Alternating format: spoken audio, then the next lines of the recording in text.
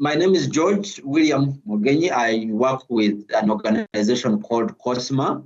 We do sustainable rural development, and we intention to call it sustainable rural development because we are working with rural farming households in Uganda.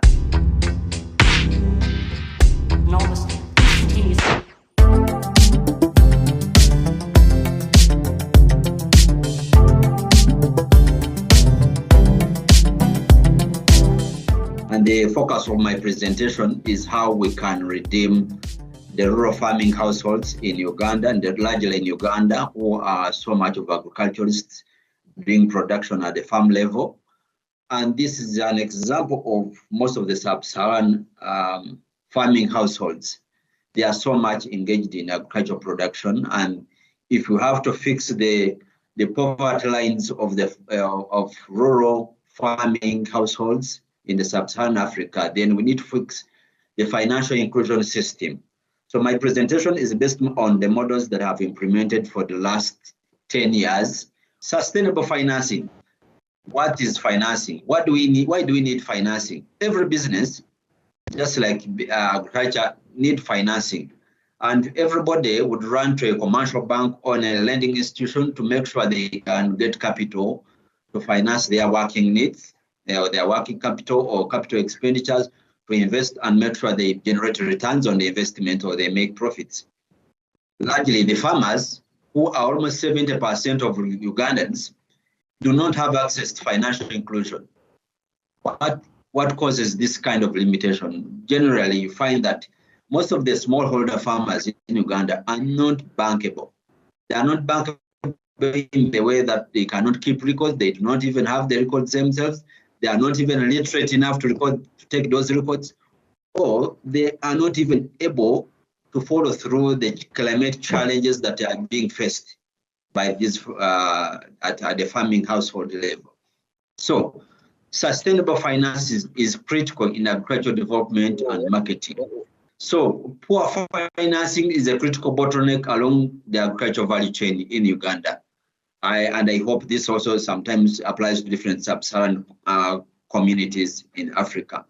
So in the previous times, when I used to work with different development institutions, we did a market systems survey to understand what are the critical bottlenecks that actually affect the livelihood of rural farming households.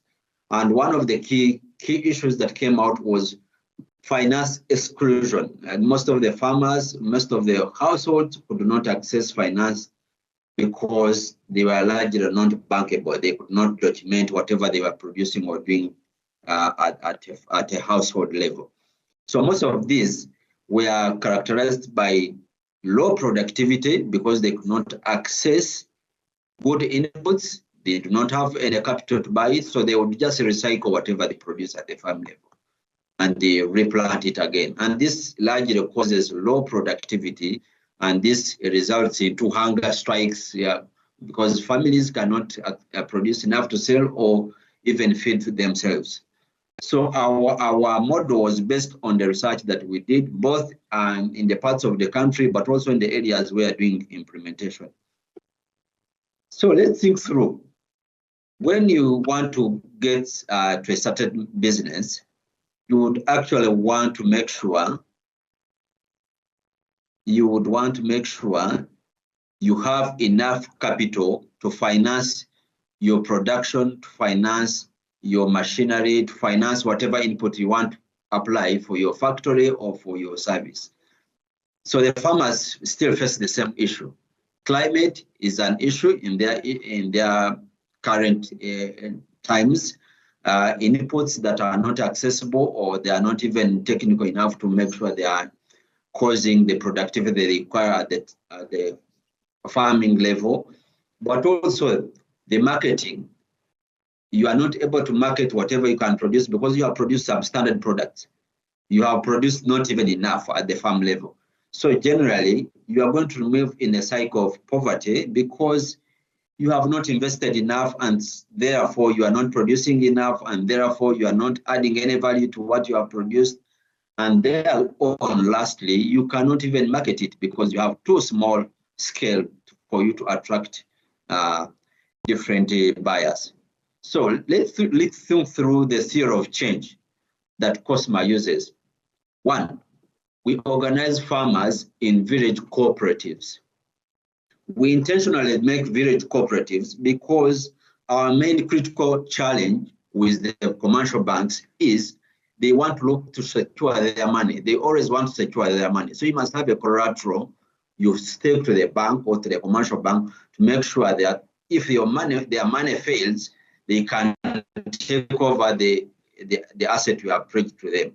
So generally, these smallholder farmers do not have these assets. So our critical importance here is the village cooperative is a social security guarantee, so that the farmers and the farming household at this particular village know each other.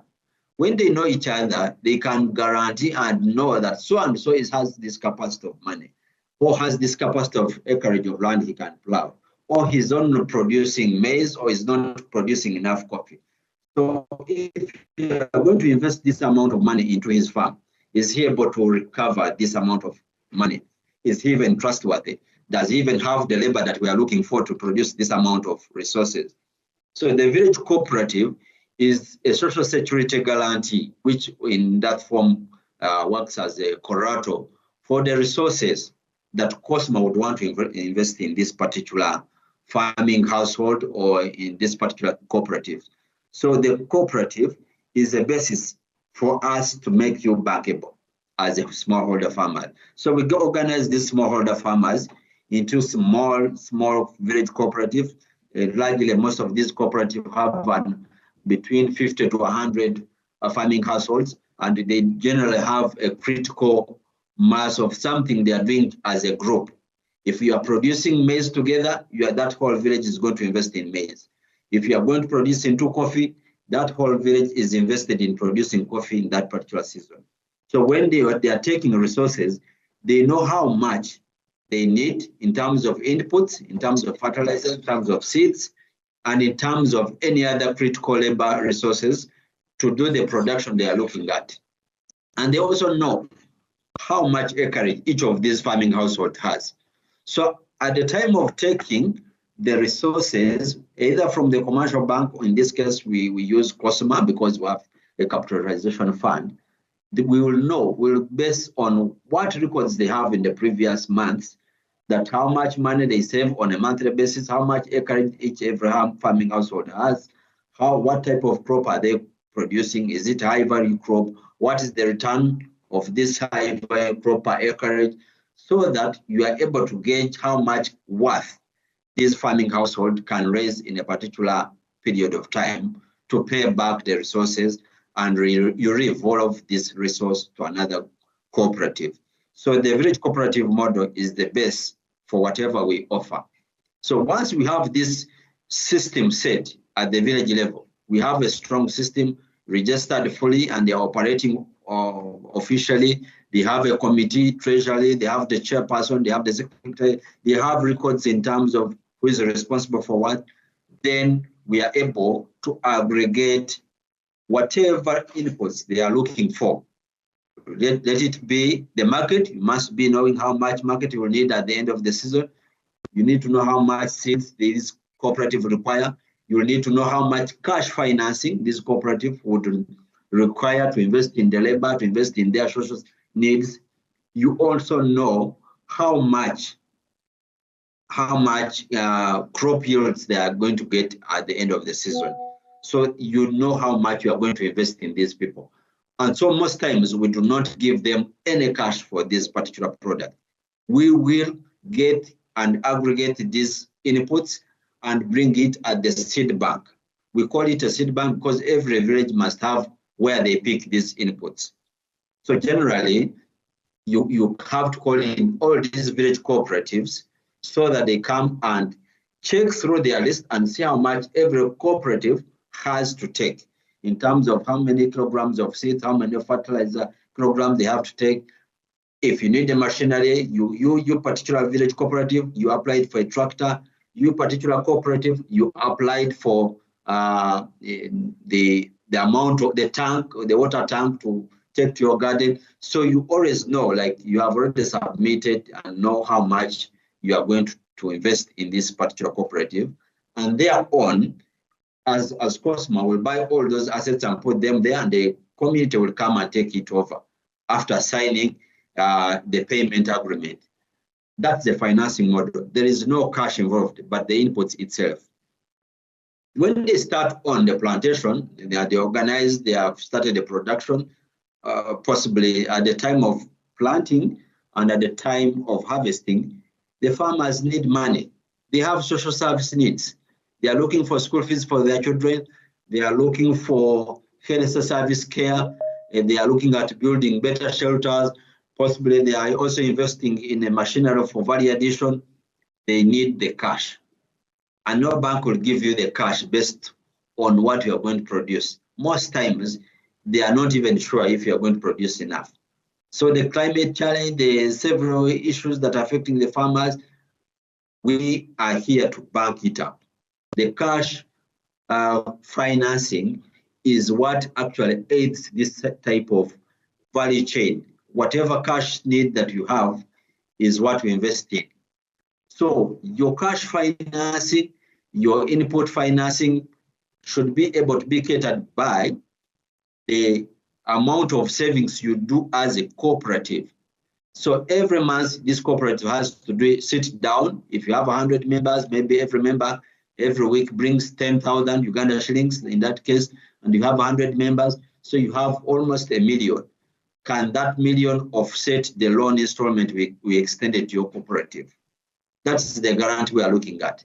The savings is what guarantees the amount of resources that we have extended to your cooperative. And therefore, you are able to finance and don't go on with other social service needs until you are able to harvest. So at the time of harvesting, we already know that we have aggregated this amount of harvest that is going to happen at the end of this particular period of time.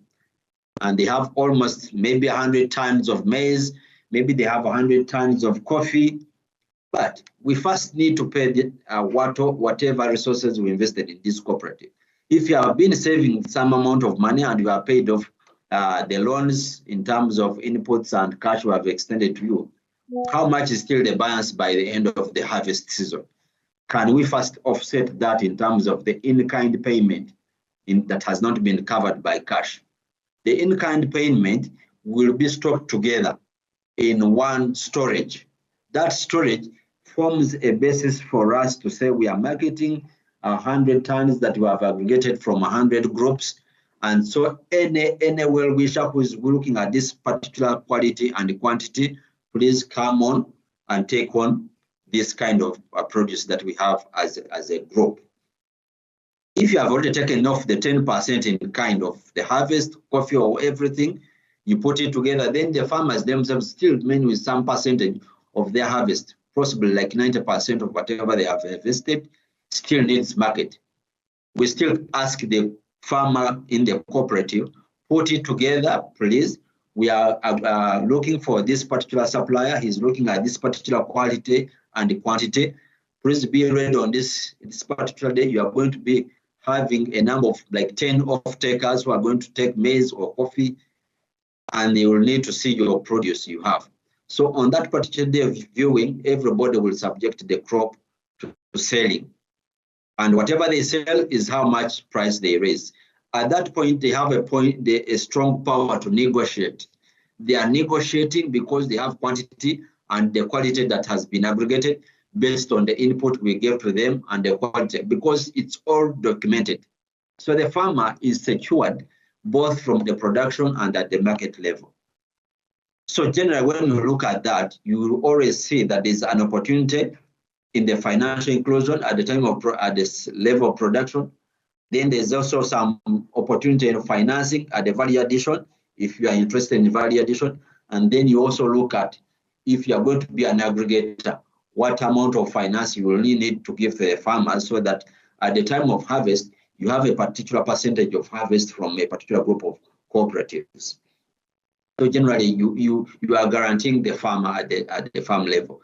So with some of the pictures we'll see there, some of our field staff organizing farmers and doing basic training. This is a financial literacy. This is how you need to keep your records. Please make sure you aggregate the amount of storage you will need at the beginning. If you are going to do irrigation in this particular amount of rain or amount of drought, you must be knowing that this is what you are going to need. So keep documenting as farmers. Normally, these cooperatives are made up of very many literate old gentlemen and ladies.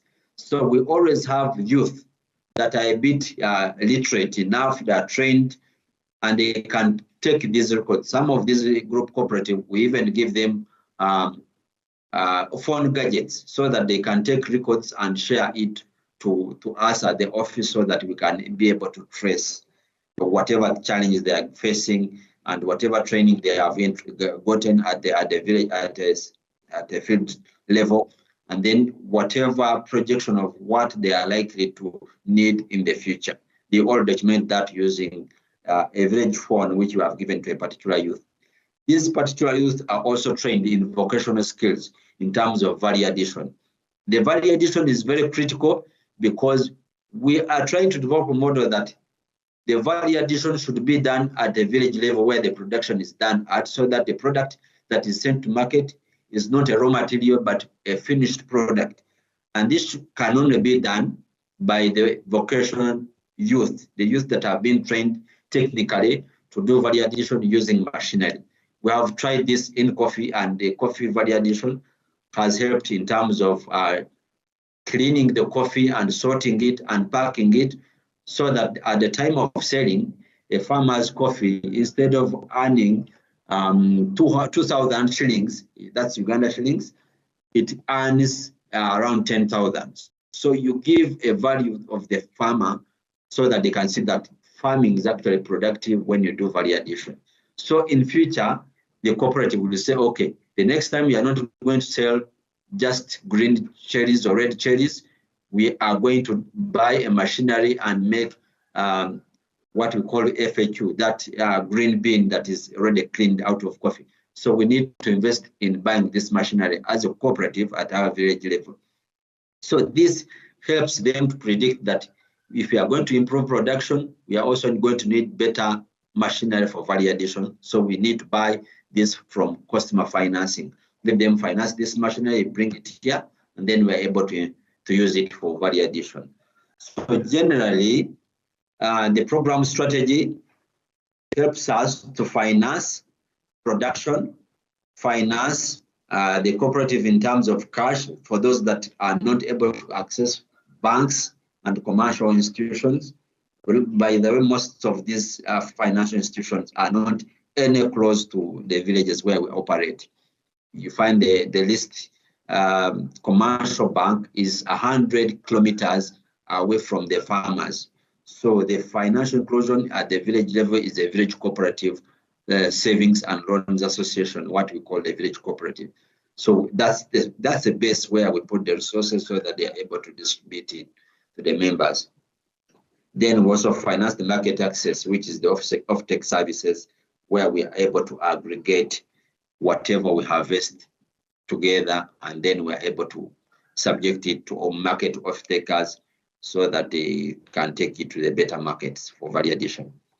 The village cooperative financing is a critical tool that you have used. Is one of the groups that was sitting every week. Most of these groups sit to aggregate how much saving they are going to put together, how much loans, who needs what loan, how much extra loan shall they need from a commercial bank in case we get a recommendation for them, or how much resources would they need from customer so that they can capitalize their production. I just want to give you just a hint of that's instead of the pictures. I was paying attention to one of the groups, and they are sitting together. Sometimes they want to even take pictures.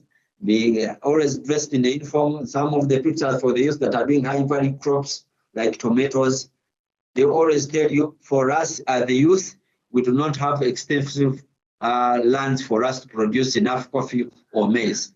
We invest in high value crop, and some of the youth that we have been trained in production of high value crops like tomatoes, like the group you are seeing there.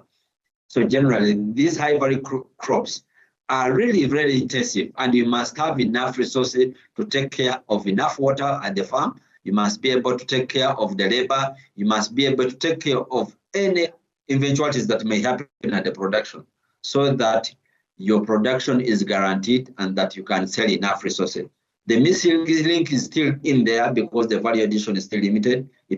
Value addition is something that requires a lot of huge financing in terms of infrastructure, but we believe in future it should keep on coming on board with different partners who are joining us to improve production at the farm level. Currently, we have worked with over 26 village cooperatives since 2018, and they have a composition of around over 3,000 farmers, and most of them have around 15 village cooperatives for village farmers, around 11 that have taken cash financing, and most of them also have embedded youth village cooperatives that are doing training and extension services, but also those that are doing high value crops and machinery use.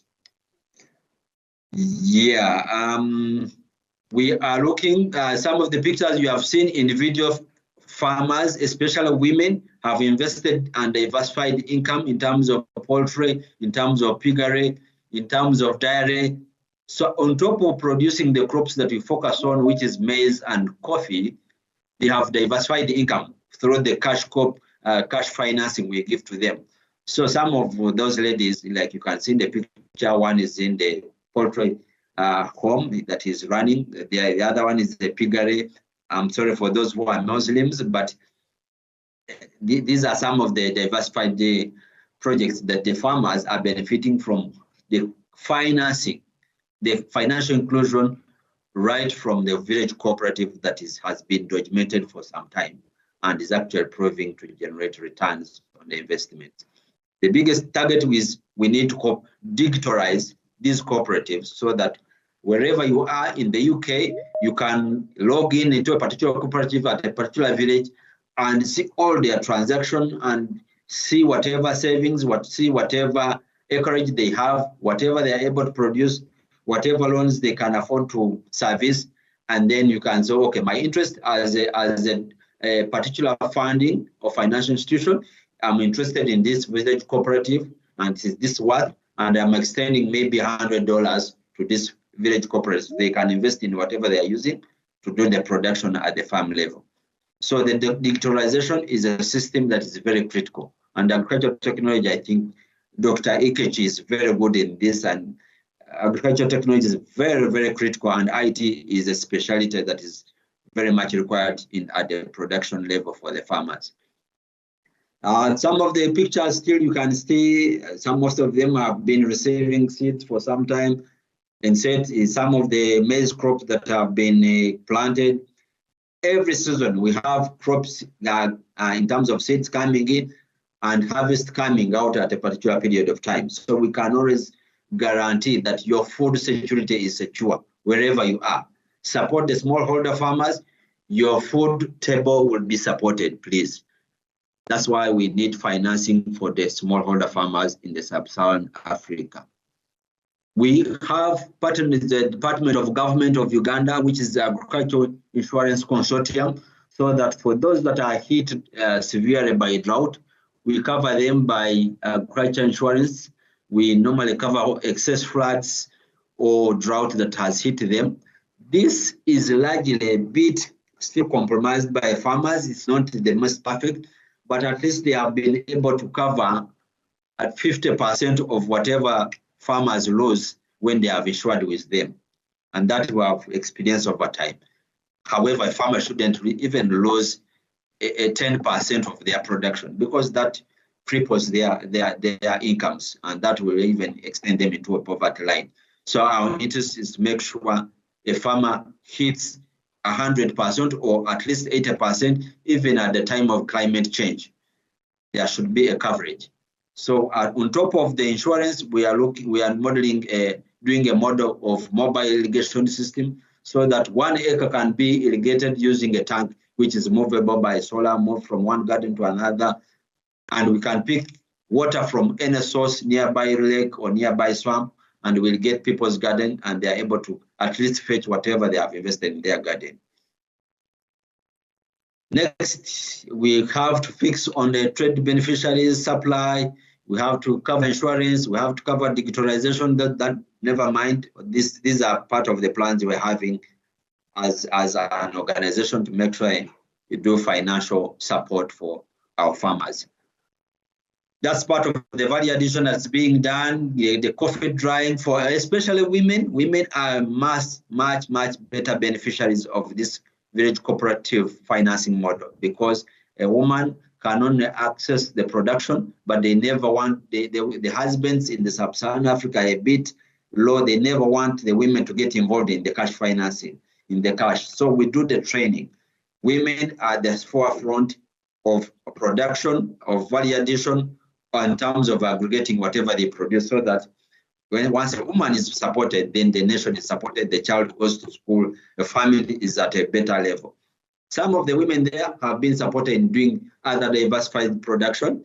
You see some of the women that we have at our workshop are doing fashion and design, production and craft making. At the time when they are planted and before they harvest, in between they are a bit redundant. So they normally come at our workshop and do some bit of production.